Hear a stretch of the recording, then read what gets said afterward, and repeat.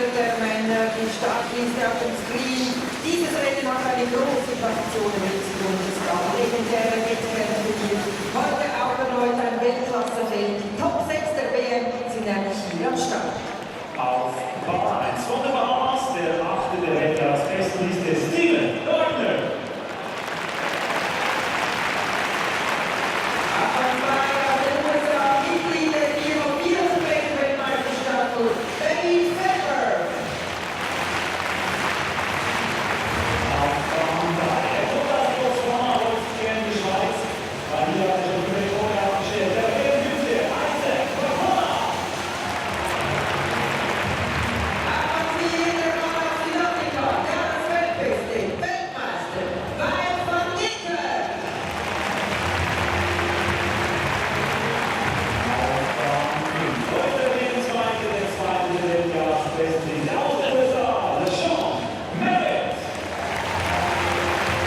C'est l'heure qui lui importait, il aura sans doute hâte de rentrer à la maison parce que sa femme est dans l'attente d'un heureux événement et apparemment ça pourrait intervenir plus tôt que prévu. Il prévoyait même qu'il ne serait peut-être pas encore rentré parce qu'il a encore quelques meetings là devant lui en Europe. David Rudisha. Et on est déjà passé aux 400 mètres, à la finale du 400 mètres. On s'attend normalement là à une grosse course. On ne sait plus trop quoi vous prédire parce que pour l'instant on se rend quand même compte que et les conditions et le décalage horaire et le fait d'être seulement 4 jours après la fin des championnats du monde, ça rend quand même les choses un peu plus compliquées. Mais là, eh bien, il y a rien moins que les 6 premiers de Pékin qui sont là au départ du saut 400 mètres avec, bien sûr, au couloir 4, le champion du monde en titre, le Sud-Africain Wayde van Niekerk, que voici, qui a réussi à Pékin le 4e meilleur chrono de tous les temps. Et ça, c'est vraiment une des performances à retenir de ces championnats du monde de Pékin. Ouais, c'était une des toutes meilleures courses de tous les temps, voire la meilleure course de tous les temps en termes de densité sur cette distance du 400 mètres. Mais c'est extrêmement ouvert ce soir. Oui, parce que Lashon Merritt est là, qu'il était 2e. Kirani James au couloir 6 également.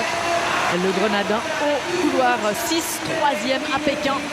On va voir si Van Niekerk en a encore dans les jambes, lui qui avait fini à la limite de l'évanouissement. Départ très rapide de Lashon Merritt et également de Isaac Makwala. Par contre, alors James Van Niekerk, il a l'air complètement largué. Ouais, pour l'instant, il est largué, Van Niekerk. Ouais, et Lashon Merritt là est en train de se balader. Et Kirani James. Et Makwala à ses côtés également.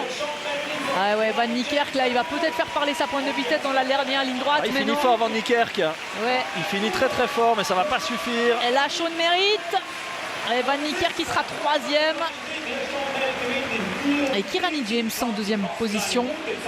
Kirani James qui préserve l'essentiel. Oui, parce que c'est lui qui était en tête avant cette course de la Ligue de Diamant. Et Kirani James normalement va l'emporter.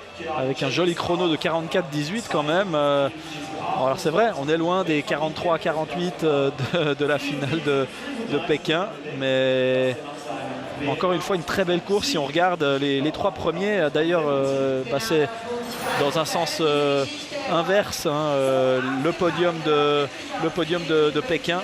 Et quand même 44-18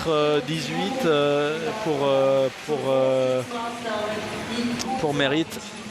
Très joli chrono quand même et très joli 400 mètres avec Kirani James en 44-28 et Van Niekerk en 44-35. Et Kirani James qui va donc remporter le diamant dans cette discipline devant Lashon Merritt et Van Niekerk qui était 2e rétrograde à la 3e place.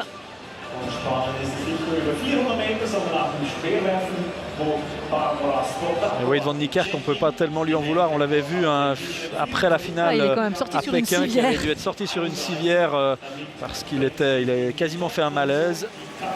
Donc il a récupéré, mais je pense que ce jour-là, sur cette finale extraordinaire à Pékin, il avait quand même grillé pas mal de cartouches. Et Lashon Merritt toujours là, même s'il s'est fait déposséder de son titre par le jeune Van Niekerk à Pékin.